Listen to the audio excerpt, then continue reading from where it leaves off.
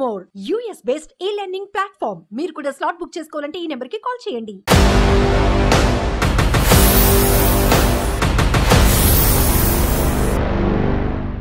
అందమైన జీవితం కార్యక్రమానికి స్వాగతం.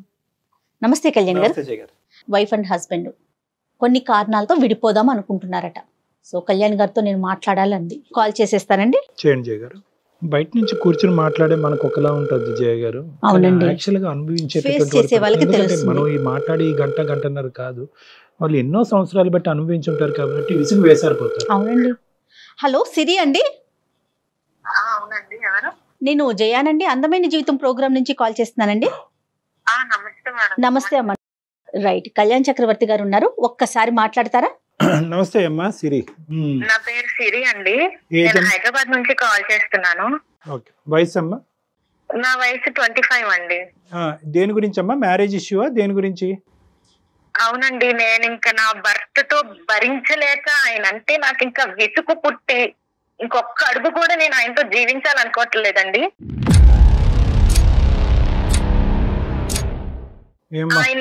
ఆయనని వదిలేసి నా పిల్లల్ని తీసుకుని నేను మా ఇంటికి వెళ్ళిపోవాలనుకుంటున్నానండి, మా అమ్మ నాన్నల దగ్గరికి. ఎంతమంది పిల్లలమ్మా సిరి మీకు? 2 చిన్న పిల్లలండి. పెళ్ళి ఎంతకాలం అయిందమ్మా? పెళ్ళయి ఒక 6-7 ఇయర్స్ అయిందంటే, అంటే నాకు చిన్న వయసులోనే పెళ్లి చేసేసారండి. అతను ఏం చేస్తూ ఉంటారు? అతను ఒక ప్రైవేట్ ఎంప్లాయీ సార్ అంతే ముందు. ఇప్పుడైతే మేము ఒక చిన్న బిజినెస్ పెట్టుకున్నామండి. కానీ ఇంకా నేను అసలు ఆయన భర్త అని కూడా అనరన్నమాట. కనీసం ఒక పిల్లలు ఉన్నారు, చిన్న పిల్లలు, భార్య ఉంది అనే ఆలోచన కూడా లేకుండా.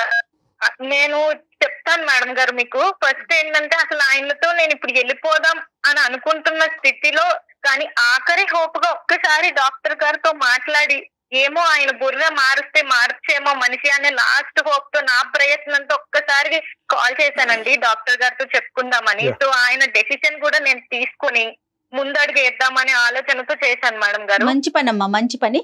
విషయం ఏంటో చెప్పండి, అసలు ఏంటి, ఎందుకు మీరు ఇలా విసిగిపోయారు? మాది ఒక మిడిల్ ఫ్యామిలీ మేడం గారు. అంటే అంత హై రిచ్ గా ఉండే ఫ్యామిలీ ఏం కాదు, మిడిల్ క్లాస్ ఫ్యామిలీ మాది. మాది నేటివ్ వచ్చేసి రాజమండ్రి అండి. నేను ఒక్కదానొక కూతుర్ని మా మమ్మీ డాడీలకి. సో అంటే మాదంతా చెప్పినట్టు నేను మా డాడీ గారి ఫ్యామిలీలో ఏంటంటే అందరూ మంచి positions, well settled employees, government employees, bank jobs అలాగా ఉన్నారండి.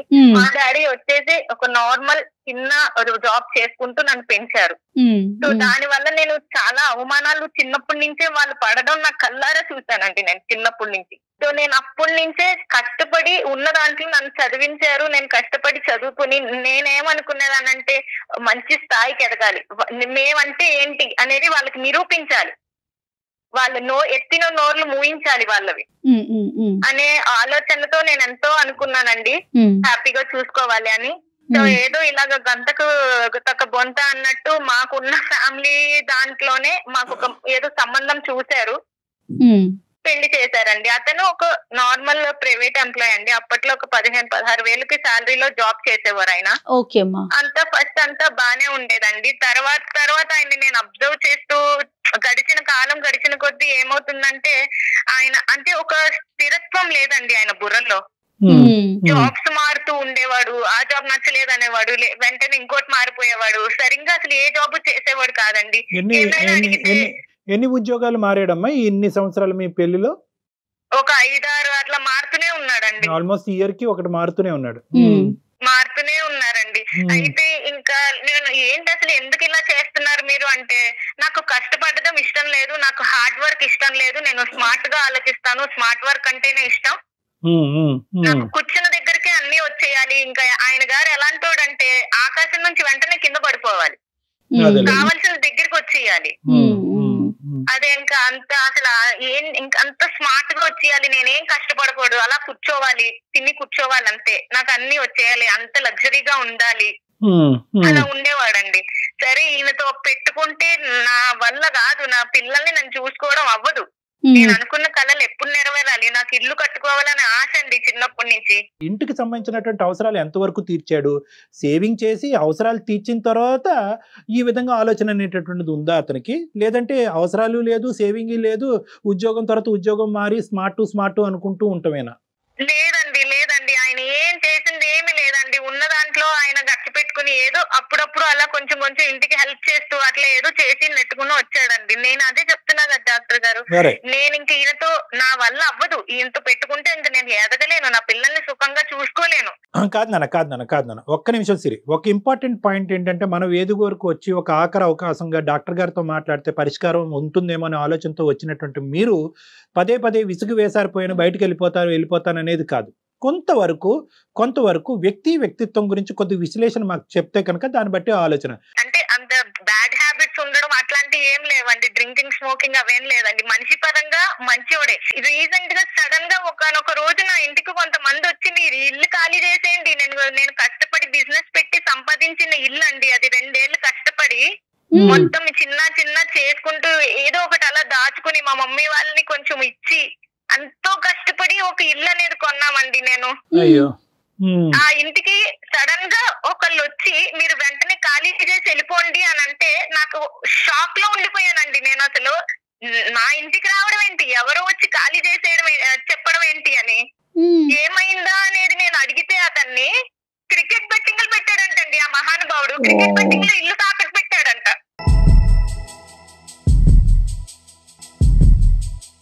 ఓహో, స్మార్ట్ అంటే ఇలాంటి స్మార్టా?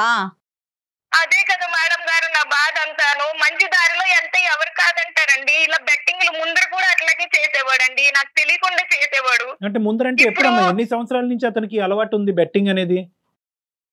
ఒక 1 year నుంచి అండి, 1-2 years నుంచి. అంటే క్యాంటీన్ దగ్గర పెట్టడం వల్ల జనాలు ఎవరెవరో వస్తారు, ఎవరినో చూసి ఎవరో ఆలోచన ఇచ్చారని చెప్పేసి వాళ్ళ ఫ్రెండ్ ఎవరో ఇలాగే పెట్టాడంటండి బెట్టింగ్.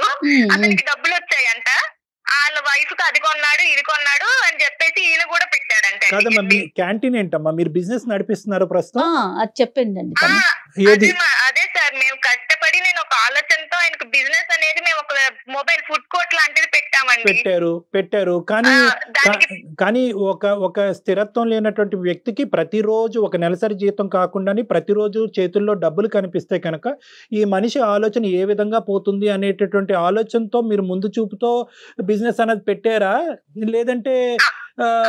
అదే సార్, అవును. అంటే మనది అనే ఆలోచన ఉంటే ఇక్కడే ఉండి మంచిగా చేసుకుంటారు కదా సొంత బిజినెస్ అంటే అనుకుని ఆయన ముందు ఒప్పుకోలేదండి. నేను ఎన్నిసార్లు అడిగా ఆయన ఒప్పుకోలేదే, నేనేం పెట్టుకునేదేంటి, నేనేం చేయను, నేనేం చూడను అన్నాడు. కానీ నేను ఎంతో ఒప్పిస్తే సరే అని ఓకే అని ఆయన ఒప్పుకున్నారండి. ఎంత ఖర్చు అయిందమ్మా పెట్టుబడి ఎంత అయిందమ్మా? దానికి ఒక 2 lakhs 3 lakhs అయ్యిందండి. నేను ఎవరినో నా ఫ్రెండ్స్ ని వాళ్ళని వీళ్ళని అడిగి నేను తీసుకొస్తాను, నువ్వు కూడా ఎవరినో అడిగి తీసుకురా, మళ్ళీ ఇది సక్సెస్ అయ్యాక వాళ్ళకి తిరిగి ఇచ్చేద్దామని ఏదో ఒకటి అలాగా నేను అమౌంట్ అనేది తీసుకొని పెట్టించానండి. మనీ మీద అతనికి ఎంత కంట్రోల్ ఉందమ్మా? కంట్రోల్ అంటేనండి పర్లేదు, అంటే నన్ను అడిగేవాడు ఎప్పుడైనా కావాలి అన్నా, ఆయన కౌంటర్ లో ఉంటారు కాబట్టి తీసుకునేవాడు. అంత లావిష్ గా ఆలోచనలు అయితే ఉంటాయి కానీ ఖర్చులు అయితే అంత ఎప్పుడు చేయలేదండి. కాకపోతే ఇక ఈ 2-3 ఏళ్ల నుంచే ఈయన ఆలోచనలు ఇట్లాగా కొంచెం స్మార్ట్ గా చేద్దాము, ఈ బెట్టింగ్స్ లేకపోతే గ్యాంబ్లింగ్స్ ఇవన్నీ ఆలోచనలు ఆయనకు వచ్చాయండి. ఒక రోజు వాళ్ళు వచ్చి అడిగితే నేను ఇలాగా నా ఇల్లు నేను కొనుక్కున్నప్పుడు అండి ఒక 25-30 లక్షలు పెట్టి నేను కొన్నానండి ఇల్లు. అది ఇప్పుడు దాని వాల్యూ నియర్లీ ఒక 1 crore దాకా ఉంటుంది. 1 కోటి రూపాయలు ఇల్లు డాక్టర్ గారు, అది 1 కోటి రూపాయలు, ఒకటి కాదు రూపాయి కాదు, ఎంతో కష్టపడి ఇష్టంతో కొనుక్కున్న ఇల్లు అండి. నాకు ఒక్క ముక్కు కూడా చెప్పకుండా ఆయన బెట్టింగ్ లో పెట్టి పోగొట్టేశాడండి. కాదు నాన్న, ఎవరి పేరునుంది ఇల్లు, ఎవరి పేరునుంది, ఎలా పోయి ఉంటుంది, కాగితాలు ఎవరి దగ్గర ఉన్నాయి? ఆయన దగ్గరే ఉన్నాయండి, ఆయన పేరు మీదే రాసాము. అయ్యో రామా.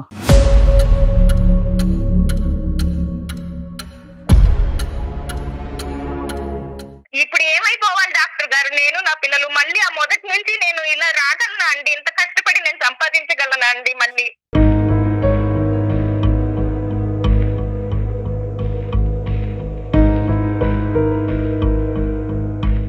అయిపోయిన కాలం మళ్ళీ రాదు కదండి. అందులో ఎంత కష్టం అది. రెండో ఇల్లు 3వ ఇల్లు కాదు, వాళ్ళ సర్వస్వం అంతా కూడా ఇల్లే. అమ్మా ఇప్పుడు ఇదంతా జరిగి ఎన్ని రోజులు అయిందమ్మా? రీసెంట్ గానే అండి, రీసెంట్ గా క్రికెట్స్ బెట్టింగ్స్ పెట్టారు కదా డాక్టర్ గారు.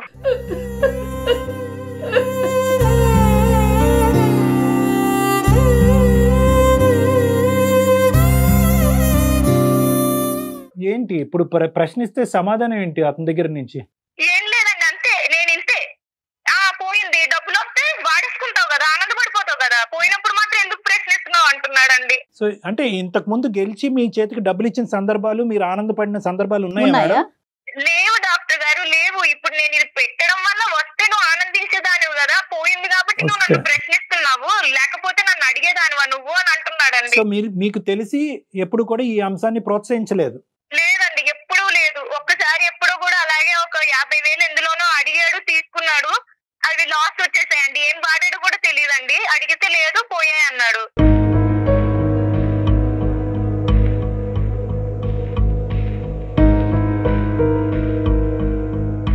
అమ్మ యావరేజ్గా నా దగ్గర రోజుకి ఒక 60-70 కేసులు చూస్తే, 50-60 కేసులు చూస్తే కనుక అట్లీస్ట్ ఈ మధ్యకాలంలో దురదృష్టమో ఏంటో మరి నాకు తెలియదు కానీ యావరేజ్గా 10-12 కేసులు ఈ ఘోరాతి ఘోరమైనటువంటి బెట్టింగ్లో మొత్తం అతను కుటుంబం సర్వస్వం ఇల్లు అన్నీ అమ్ముకుని తాకట్టు పెట్టేసుకుని ప్రైవేట్ యాప్స్కి వెళ్ళిపోయి ప్రైవేట్ యాప్స్లో లోన్స్ తీసేసుకుని ఆ లోన్ మీద ఇంట్రెస్ట్ ఏమో వచ్చి 10 రెట్లు 20 రెట్లు ఉంటుంది. దాని గురించి ఏంటంటే ఎవరికీ చెప్పకుండా వాళ్ళు బ్లాక్మెయిల్ చేస్తూ, వాళ్ళు ఏ స్థాయిలో బ్లాక్మెయిల్ చేస్తారంటే నువ్వు అప్పు ఇంకో 15 రోజుల్లో తీరుస్తావా, లేదంటే మొత్తం వీళ్ళు ఫోన్ యాక్సెస్ తీసేసుకుంటారు.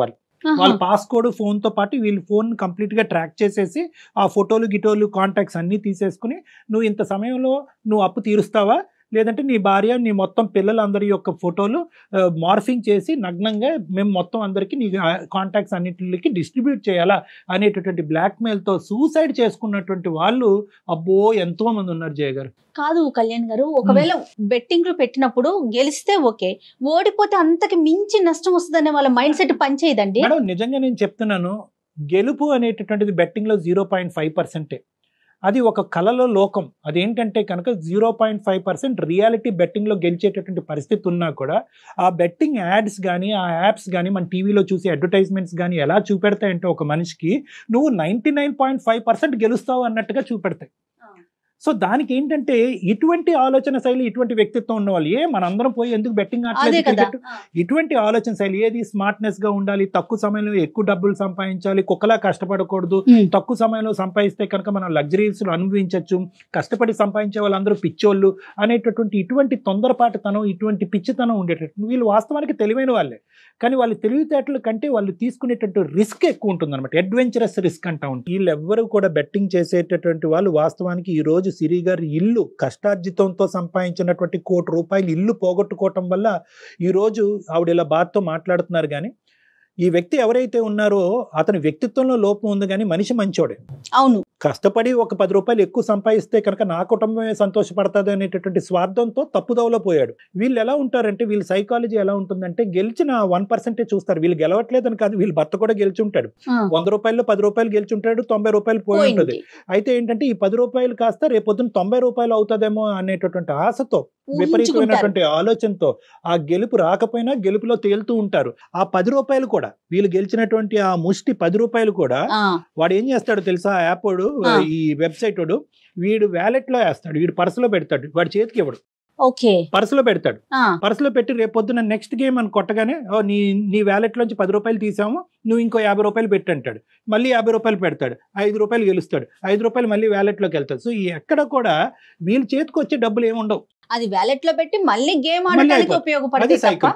వీళ్ళు ఏంటంటే వీళ్ళు ఊహాజనకం, ఎంత ఘోరం అండి, వీళ్ళు ఊహాజనకమైనటువంటి లోకంలో వాడు టెంప్ట్ చేస్తూ ఉంటాడు. నిన్నే ఇంతమంది గెలిచారు, మొన్న వీడు గెలిచారు, వీడి ఫోటో ఇదిగో, వాడి ఫోటో ఇదో, రేపే నీదే లాస్ట్ ఛాన్స్, 10 సార్లు ఓడిపోతే 11వ నువ్వు గెలుస్తావు అని చెప్పి మోటివేషనల్ గా టెంప్ట్ చేస్తూ వాళ్ళని అలా లూప్లోకి లాగుతూ ఉంటారు. నా దగ్గరికి వచ్చినటువంటి వాళ్ళు 5 కోట్లు పోగొట్టుకున్న వాళ్ళు ఉన్నారు, 50 లక్షలు పోగొట్టుకున్నటువంటి వాళ్ళు ఉన్నారు. వీళ్ళేమి రిచ్ పీపుల్ ఏం కాదమ్మా. ఇంత మొత్తం పోయేటప్పటికి అటువైపు తల్లిదండ్రులు, ఇటువైపు అత్తామామలు మొత్తం ఇల్లు ఆస్తులు సర్వస్వం అమ్ముకుంటారు అన్నమాట. సారీ అమ్మ సిరి, ఇటువంటి పరిస్థితులు నాకు సడన్ గా గుర్తొచ్చి చెప్పాలి కాబట్టి ప్రేక్షకుల్లో ఎవరన్నా ఉంటే అర్థం చేసుకుంటారని నేను చెప్పానమ్మా. ఇప్పుడు ఇతని యొక్క తత్వం ఎలా ఉందమ్మా, ఏమంటాడు ఇతను? అసలు ఏం మాట్లాడట్లేదండి. నేను ఇంతే, నేను మారను, నేను ఇలాగే చేస్తాను, నువ్వు ఏం చేసుకుంటావో చేసుకో. అసలు ఈ మహానుభావుడు ఎలాంటోడంటేనండి, ఫుడ్ క్యాంటీన్ దగ్గరికి ఎట్లా రావాలండి, ఐరన్ కావాలంట బట్టలు. నేను పొద్దున్నే లెగిచి పిండిలు రుబ్బుకొని చట్నీలు చేసుకుని అన్ని పిల్లల్ని రెడీ చేసి స్కూల్కి పంపించి బయటకి ఒక మంచి పిక్చర్ చూపెడతాడమ్మా, అంటే స్మార్ట్ గా నీట్ గా ఫార్మల్ గా కనిపిస్తుంది. అదే కదండి, ఇన్ని పనులు నేను చేస్తుంటే ఇంత కూడా హెల్ప్ చేయకుండా నువ్వు ఆడదానివి, నీ పనులు నువ్వు చేసుకో, నన్ను చేయమంటావేంటి అంటాడండి. అంత బిజీలోనూ నేను ఆయన బట్టలు ఐరన్ చేయాలంటండి. ఐరన్ బట్ట లేకపోతే అసలు రానే రాడండి ఫుడ్ కోర్ట్ కి. ఐరన్ బట్ట ఉంటేనే బయటకు వస్తాడు. కొద్ది షోక్ గాళ్ళండి. కష్టార్జితం వచ్చేటటువంటి డబ్బులతో అతని పేరుని ఇల్లు కొంటాం ఏంటమ్మా? నాకు అర్థం కావట్లేదు ఇక్కడ. అతని పేరుని నా పేరు మీద పెడదామంటే నేనంటే నమ్మకం లేదా, నాకు వాల్యూ లేదా, నేను ఏమైనా పోగొట్టేస్తానా?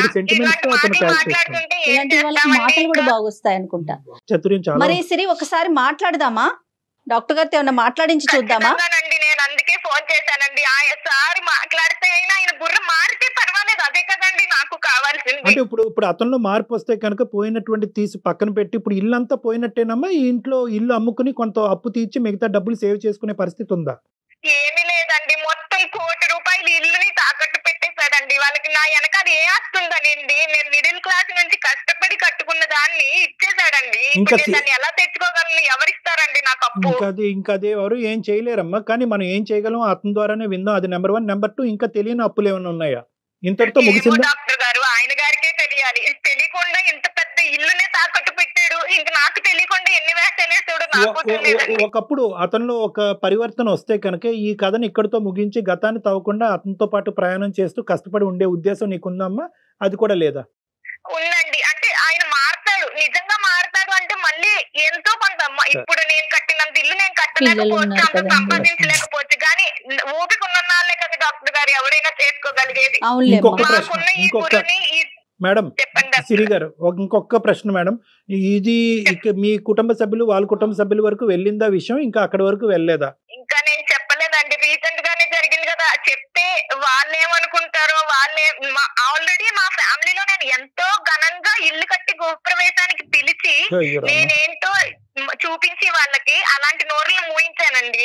అలాంటిది ఇప్పుడు మళ్ళీ వాళ్ళ దగ్గరికి నేను ఏ మొహం పెట్టుకుని వెళ్ళి నేను చెప్పగలను? మళ్ళీ నన్ను ఆ వాల్యూతో చూస్తానండి. ప్రస్తుతం ఇప్పుడు అదే ఇంట్లో ఉన్నారమ్మా? ఇల్లు వేరే ఇంట్లోకి మారారా? లేదండి, నేను ఇంకా అంటే ఖాళీ చేయమని చెప్పేశారు. వెళ్ళిపోవాలండి, నాకు ఎక్కడికి వెళ్ళాలో తెలియట్లేదు ఇప్పుడు ప్రెజెంట్.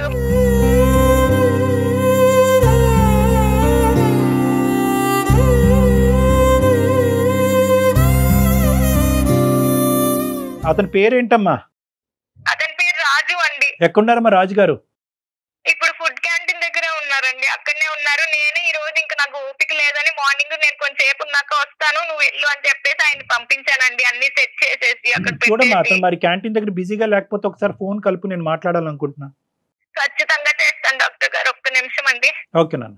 आपका कॉल होल्ड पर है, कृपया प्रतीक्षा कीजिए, please stay on the line. Hello hello Siri చెప్పు. ఏంటి?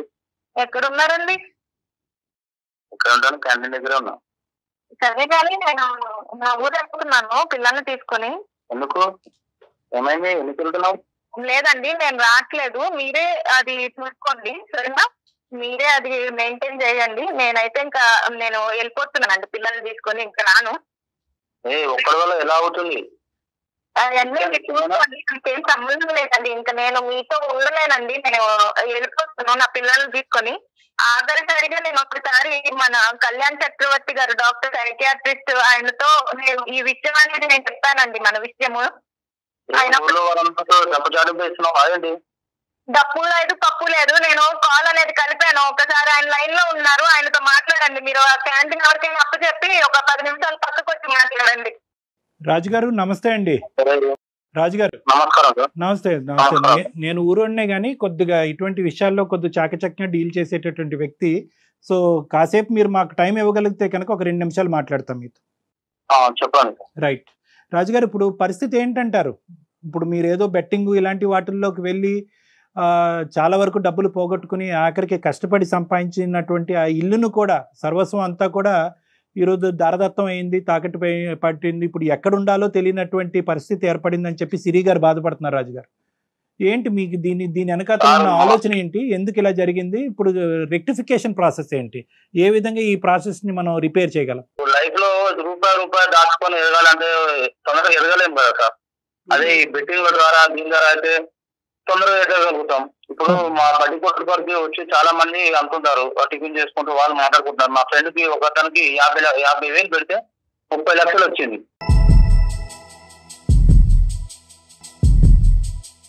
చూసారా డాక్టర్ గారు? బెట్టింగ్ అంట పక్కన వాళ్ళని చూసి పెట్టాడంట. ఇప్పుడు ఈయన చేసే వ్యవహారం అంతా అట్లాగే ఉంటుందండి. నా తల మీద తీసుకొచ్చాడు. సార్ ఇప్పుడు మాకు ఎలాగో క్యాంటీన్ కాబట్టి దాని మీద ఎట్లాగో బిజినెస్ చేస్తాం. ఏదో స్మార్ట్ ఇప్పుడు మా ఫ్రెండ్ కి 50,000 పెడితే 30 లక్షలు వచ్చింది.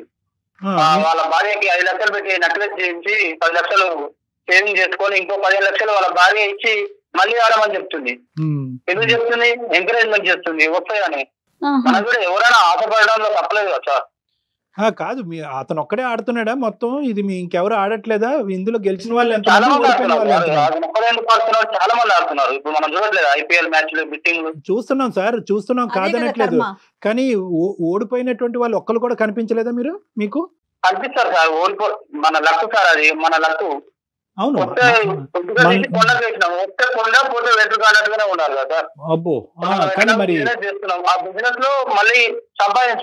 ఇక్కడ ఎక్కడ పోయింది? వెంట్రుకి పోలేదు, జుట్టే ఊడిపోయింది. ఇక్కడ వెంట్రుకి ఎక్కడ పోయింది? బోడిగుండు అయిపోయింది కదండి. మొత్తం అంతా కూడా పిల్లలతో పాటు మీరు ములగటమే కాకుండా మొత్తం కుటుంబాన్ని అంతా ముంచేశారు. మళ్ళీ ఈ ₹1,00,00,000 ప్రాపర్టీ జీవితకాలంలో ఎప్పుడు సంపాదిస్తారో ఎవరికీ తెలియదు.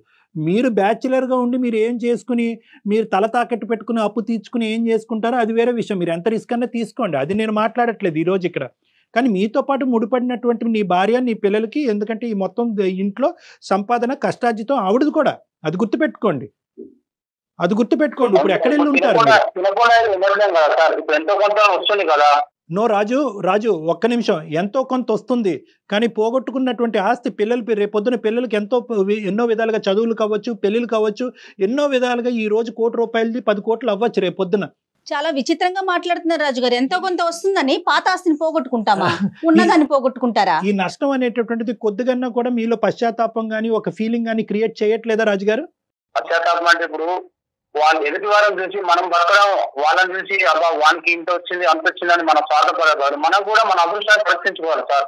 కాదు, ఒక్క నిమిషం సిరి, నువ్వు ఒక 2 నిమిషాలు అతనితో మాట్లాడమ్మా. అసలు అతను ఏమంటున్నాడు అంటే కనుక, వాళ్ళు ఎవరినో చూశాను, వాళ్ళు గెలిచారు అని అంటున్నాడు. వాళ్ళు ఎవరు అనేది మీ షాప్కి వచ్చినటువంటి వాళ్ళు నీకు కనిపించారమ్మా? వాళ్ళు నీతో కూడా చెప్పారా? ఎవరే బాబు 50,000 పెడితే సిరి మేము 50,000 పెడితే? ఏం చెప్పలేదండి. రోజు తినడానికి చాలా మంది వస్తూ ఉంటారు కదండి. అలా ఈయన కూర్చుని ఆయన క్యాష్ కౌంటర్ దగ్గర కూర్చుంటాడండి. ఆయన ఎవరితో మాట్లాడాడో నేను అనకాల నా పనుల్లో నేను ఉంటానండి. ఆయన ఎవరితో మాట్లాడుతున్నాడు, ఏం చేస్తున్నాడు అంత గమనించుకోం కదండి. పేరుకి రాజండి బాబు, నువ్వు పేరుకి రాజమ్మ, రాజు మహారాజులా ఫీల్ అయిపోయి నువ్వు వేషాలు అనేది వెయ్యొద్దు ఇక్కడ.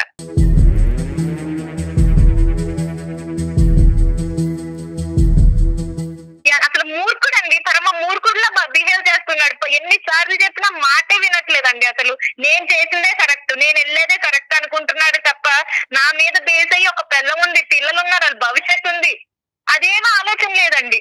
ఉంది కదా, ఓపిక ఉంది కదండి, బుర్ర ఉంది కదా, తెలివి ఉంది కదా, మంచిగా వాడుకోవచ్చు కదండి. బెట్టింగ్లు గ్యాంబ్లింగ్లు ఏంటి డాక్టర్ గారు?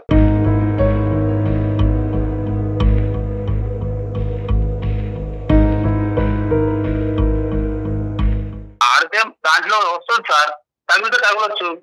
నువ్వు దీని మీద ఏమైనా రిసెర్చ్ చేసావా? నెక్స్ట్ టైం తగులుతుంది. నువ్వు చూసినటువంటి ఆ ఒక్క వ్యక్తి 50,000కి 3 లక్షలు వచ్చినటువంటి ఒక్క వ్యక్తిని నువ్వు చూసావు. నేను కొన్ని వేల మంది ఈ గ్యాంబ్లింగ్ వల్ల మునిగిపోయినటువంటి వాళ్ళని చూశాను. నా అనుభవం ఎక్కువ, నీ ఆలోచన ఎక్కువ. ఒక్కసారి ఆలోచించుకో. మొబ్బులు చూసి ముంతలో నీళ్ళు పారబోస్తున్నాడు. కాదు లైఫ్ లో ఎదగాలని ఆలోచిస్తారు తప్ప మీరు చెప్పేది ఆలోచించట్లేదు రాజు గారు. ఫ్యూ థింగ్స్ నేను అడుగుతాను. ₹1,00,00,000తో వ్యవహారం చెల్లుబాటు అయిందా? ఇంకా వెనకతలు ఏమన్నా అప్పులు సప్పులు ఉన్నాయి? ఆవిడకు ముందే చెప్పండి, అప్పుడే గుండె పగిలేటట్టుంది. ఆవిడ ఆల్రెడీ నిర్ణయం తీసుకుంది, మేము ఇంట్లోంచి వెళ్ళిపోతాను, పిల్లలతో పాటు వెళ్ళిపోతాను. ఈ మూర్ఖత్వంగా మాట్లాడి అట్లీస్ట్ పోయింది ఎలాగో పోయింది, దానికైనా నేను మెంటల్గా ప్రిపేర్డ్ ఉన్నాను. ఇప్పటికైనా ఆ మనిషి కనువిప్పు కలిగి ఒక మంచి ఆలోచనతో ముందుకు వస్తే కనుక నేను యాక్సెప్ట్ చేయగలను. ఒక స్థిరంగా మన ఇద్దరు కష్టపడి పైకి వెళ్ళడానికి మళ్ళీ ప్రయత్నం చేద్దామనే ఉద్దేశంతో ఆవిడ ఒక గోరంత ఆస్తూ ఒక వెంట్రుకంత ఆస్తూ ఆవిడ వెయిట్ చేస్తుంది. ఆ ఆశ కరెక్ట్ అంటారా? మీరు మారేటటువంటి ఉద్దేశం మీకుందా లేదా? ₹1,00,00,000 వస్తే 30 కోట్లు వచ్చేది. అప్పుడు ఇలా మాట్లాడేదా తను? రాజు ఒకటి ఈ ₹1,00,00,000కి 30 కోట్లు వస్తాయి, ఈ లెక్కలన్నీ అనవసరం. వస్తాయి అనేటటువంటి గ్యారంటీ ఎంతవరకు ఇవ్వగలరు? వచ్చే లోపల ఈవిడేదో పోయింది సార్. గుడ్ టైమ్ లో వస్తుంది. కేరళ లాటరీ వేస్తాను, యానం లాటరీలో వేస్తాను. నిజంగా నాకు అర్థం కావట్లేదు నాన్న. ఇప్పటికీ కూడా మాట్లాడాలన్న మాట ఆయన నోట్లోంచి రావట్లేదు. ఇంకా లాటరీలో అంటున్నాడండి ఆ వ్యక్తి. ఏం పట్టినా అసలు మానవా ఇంకా డబ్బు లేకపోతే భర్తను వదిలేస్తారండి. చూసారండి, డబ్బు లేకపోతే భర్తను వదిలేస్తున్నారు. ఎలా బతుకుతావు సమాజంలో? భర్త లేకుండా ఎలా బతుకుతావో నేను స్మార్ట్నెస్ గురించి మాట్లాడే మూర్ఖుల్లాగా అనిపిస్తున్నావు రాజు. నా మాటలో తప్పుగా అనిపిస్తే కనుక క్షమించు. నువ్వు స్మార్ట్నెస్ అనేటటువంటి పదంతో మూర్ఖత్వంగా ప్రవర్తిస్తున్నావు. నిజంగా డబ్బు ఉంటేనే బతుకుతావా, డబ్బు లేకపోతే బతకలేవా, డబ్బు ఉంటేనే భార్యలు భర్తలతో ఉంటారు లేదంటే వదిలేస్తారు అంటే కనుక ఖచ్చితంగా నిజం అది. ఎందుకు ఎలా బతకాలి ఆవిడ రేపొద్దు నుంచి? ఆ పిల్లల్ని రూపాయి 2 రూపాయలు కాదు, మనం కష్టపడి కింద నుంచి ఎదిగిన కోటి రూపాయలు. అర్థమవుతుందా నీకు? అసలు లక్షలు కాదు. ఎవరు పెద్ద అదృష్టవంతుడు లేకపోతే దేవుడు ఇలా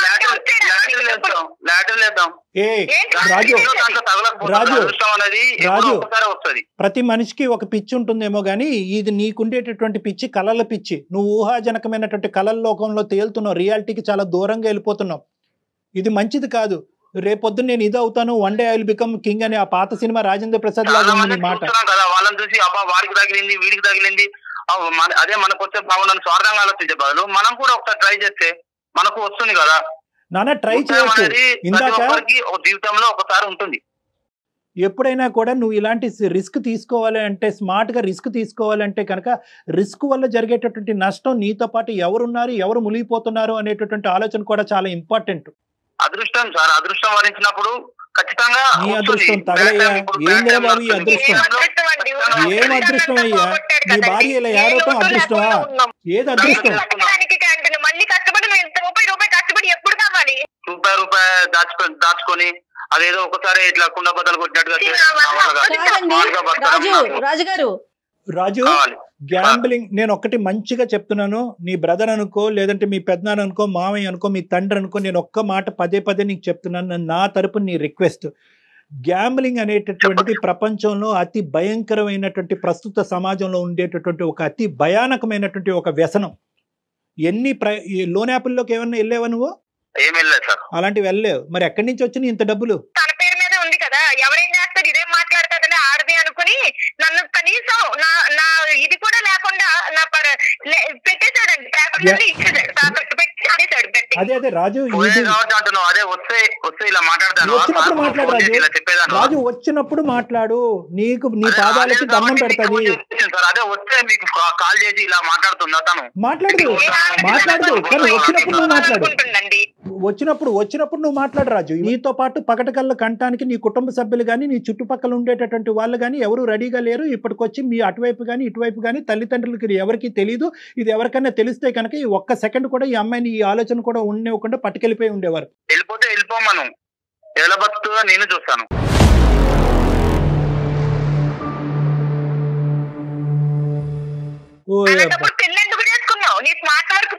ఏం మాట్లాడుతున్నావు అయ్యా? నీలో ఈ యాంగిల్ కూడా ఉంది, ఈ సాడిస్టిక్ యాంగిల్. బతికించడం కోసమే కదా నేను ఆలోచించేది. నేను రాసిస్తున్నాను 100% గ్యారంటీ. చాలా సుఖంగా సంతోషంగా అమ్మాయి బతుకుతుంది పిల్లలతో పాటు. ఈ రోజు నష్టం నీకు. మార్పు వచ్చేటటువంటి భర్త, కరెక్ట్ గా విధానం పద్ధతిగా ఉండేటటువంటి భర్తతో పాటు ఉండగలిగే హక్కు అమ్మాయికి ఉంది. కానీ ఇలా వ్యసనాల బారిన పడి మొత్తం కుటుంబాన్ని ముంచేటటువంటి భర్తతో పాటు ఉండవలసినటువంటి అవసరం ఆవశ్యకత ఆవిడకి లేదు. ఆవిడకి తెలివితేటలు ఉన్నాయి, ఆవిడకి ఆలోచన శక్తి ఉంది. ముఖ్యంగా కష్టపడి స్మార్ట్నెస్ అనే పదాన్ని పక్కన పెట్టి కష్టాన్ని నమ్ముకుని బతికేటటువంటి తత్వం, కెపాసిటీ ఆవిడకు ఉంది. నువ్వెవరు ఛాలెంజ్ చేసేదానికి ఆవిడకి? ఏం బెదిరిస్తున్నావా రాజు? భర్త లేకుండా ఎలా ఉంటారని? ఆ రోజులు ఎప్పుడో మారిపోయినాయి. దయచేసి వాస్తవంలోకి రా. అలాంటి మాటలే మాట్లాడతాడు. అన్ని పిచ్చి మాటలు కనిపిస్తా ఉన్నాయి. వదిలేమ్మా, నేనైతే గట్టిగా మాట్లాడుతున్నానని నువ్వు గట్టిగా మాట్లాడద్దు. అది కాదు, లేదు అతను తెలివితో. ఇది మూర్ఖత్వం నానా, ఇది మూర్ఖత్వం. నీ 30 కోట్లు తగలయ్యా. నీ 30 నీకు పిచ్చి పట్టినట్టు అవుతుంది. ఒక్క నిమిషం నా మాట విని రాజు. ఒక్కసారి నన్ను వచ్చి పర్సనల్ గా కలు. దయచేసి అర్థం చేసుకొని, నీకు ఒక పిచ్చి పట్టింది, ఒక వ్యసనం అయినటువంటి వ్యాధితో నువ్వు బాధపడుతున్నావు. ఈ బాధకి ఒక వ్యాధి కాదు సార్. ఇప్పుడు చాలా మంది నేను చూస్తున్నారు కదా సార్. ఇప్పుడు IPL మ్యాచ్, బెట్టింగ్ మ్యాచ్ చూస్తున్నారు కదా సార్. మీకు తెలియకపోవడం నానా, ఒకటి చాలా మంది మరి ఆడుతున్నారు కదా, వచ్చిన వాళ్ళని చూసి ఈచపడే వాళ్ళు మనం కూడా ఈ డౌట్ కూడా నేను క్లియర్ చేస్తాను. మనం పరీక్షించుకోవాలి సార్. సరే రాజు, వినండి రాజు గారు, రాజు గారు, మళ్ళీ వస్తుంది కదా సార్. కరెక్టే. పోయిందంటండి, చూసారా, పోయిందంట. ఏదో ఎలాగా ఎంట్రుకు ఎగిరిపోయినంత ఈజీగా చెప్తున్నాడండి ఆయన కాదు పోయిందని. సిరి ఒక్క నిమిషం అమ్మా, అతని డౌట్ మనం క్లారిఫై చేస్తే అప్పటికైనా కనువిప్పు వెళ్తుంది. ఎందుకంటే కొన్ని వేల మంది ఆడుతున్నారు, పబ్లిక్ గా టీవీలో అడ్వర్టైజ్ చేస్తున్నారు, అది కూడా బెట్టింగే కదా. మన బెట్టింగ్ అంత తప్పు అయితే కనుక అడ్వర్టైజ్మెంట్లు ఎందుకు వేస్తున్నారు, నివారించవచ్చు కదా, నిలవరించవచ్చు కదా గవర్నమెంట్ దీనికి. ఇటువంటి ప్రశ్నలు చాలా వింటూనే ఉన్నాం అమ్మా. కానీ ఇక్కడ ముఖ్యంగా మన ఉద్దేశం ఏంటంటే ఈ బెట్టింగ్ అనేటటువంటిది వ్యక్తిత్వం బట్టే ఆధారపడి ఉంటుంది. ఆడినటువంటి వాళ్ళు 1,000,000 మంది ఉంటారు, కానీ ఎక్కడ ఆగాలో అనేటటువంటి ఆలోచన వాళ్ళకు ఉంటుంది. మన కెపాసిటీ ఏంటి, మన కుటుంబ వ్యవహారం ఏంటి, పరిస్థితులు ఏంటి, మనం సంపాదించేది ఎంత, మనం సేవ్ చేసుకునేది ఎంత, ఎంత రిస్క్ తీసుకుని మనం పోగొట్టుకుంటున్నాం అనే లెక్క కరెక్ట్గా తెలియాలి ఇందులో దిగే ముందు. ఈ లెక్క తెలియకపోతే కనుక అందులో ములుగుతావు, ఊబిలో కూరుకుపోతారు. ఒకప్పుడు నీ బ్యాచులర్ అయితే కనుక నీ మీద ఆధారపడేటటువంటి వాళ్ళు ఎవరు లేకపోతే కనుక ఇంతకి 100 రెట్లు స్పీడ్కి వెళ్ళు, నీ గొయ్యి నువ్వు తవ్వుకో, ఎవడు కాదంటూ. కానీ ఈ రోజు మా ఆవిడ్ని ముంచుతాను, కుటుంబాన్ని ముంచుతాను, కానీ నేను అదే దారిలో వెళ్తాను అంటే కనుక ఆవిడ నీతో పాటు ప్రయాణం చేసేటటువంటి ముంచుతాను, ఊబిలో ముంచుతాను అనలేదు సార్. రిస్క్ చేస్తేనే లైఫ్ లో సక్సెస్ అవుతాం అని చెప్తున్నారు. నీ పాట నువ్వే రిస్క్ తీసుకోవచ్చు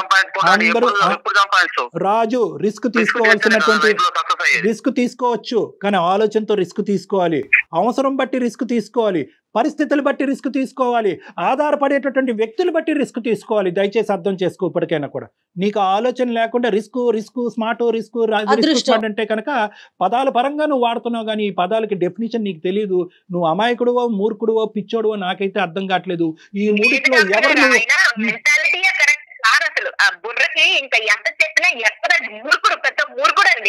ఇలాంటి ఆలోచనే ఉంటే ఎవ్వరు ఉద్యోగాలు గాని వ్యాపారాలు గాని ఏమి చెయ్యో, అదృష్టం కోసం పరుగులు పెట్టడమే. ఒక్కసారి నా దగ్గర రండి, పిల్లల భవిష్యత్ దృష్ట్యా ఇంకెవరు వద్దు. నీ భార్య వదిలేసే, నీ గురించి వదిలేసే, నా మాటలు కూడా వదిలేసే. పిల్లలు, చంటి పిల్లలు, నీ 30 కోట్లు వద్దు. నువ్వు కష్టపడేటటువంటి ఆ 10 రూపాయలు చాలు, మా స్కూల్ ఫీజులు కట్టి మాకు తిండి పెడితే చాలు మా నాన్న అనుకునేటటువంటి అడగలేనటువంటి వయసులో వాళ్ళు ఉన్నారు. రేపు అడిగేటటువంటి వయసులో వాళ్ళు వస్తే కనుక నీ మొహం ఎక్కడ పెట్టుకోవాలని నీకు తెలియదు. కాబట్టి ఆ పిల్లల భవిష్యత్తు దృష్ట్యా ఒక్కసారి నా దగ్గరికి రా. మీరు డాక్టర్ గారి దగ్గరికి రండి, మాట్లాడండి. ఆయన చెప్పిన దానికి మీరు కన్విన్స్ అయితేనే ముందు స్టెప్ వేయండి, లేదంటే లేదు, మీ ఇష్టం. ఏం చేయలేరు. మనం ఎంత చేసినా పిల్లల కోసం, పిల్లల భవిష్యత్తు అంటున్నారు కాబట్టి పిల్లల కోసం కాబట్టి సరే సార్. Very good. దండం పెట్టు. రామ్మ please welcome, please welcome. Okay right Siri, ఇంకా సిరి మీరు ప్రొలాంగ్ చేయకండి. ఫోన్ కాల్ అయిపోయిన తర్వాత డాక్టర్ గారిది ఒక్కసారి నేను ఫోన్ నెంబర్ మీకు షేర్ చేస్తాను, ఇమీడియట్ గా తీసుకొని రండి అమ్మ కళ్యాణ్ గారి దగ్గరికి. ఖచ్చితంగా వస్తానండి, థ్యాంక్ యూ అమ్మా. వస్తానంటే ఈ విజయానికి మొదటి మెట్టు. సో నాకైతే 210% ఇటువంటి కేసెస్ డీల్ చేసేటటువంటి దాంట్లో నాకు అనుభవం ఉంది కాబట్టి ఖచ్చితంగా రండి అమ్మా. I'm positive about this. Right Raju? Okay నాన్న, బై.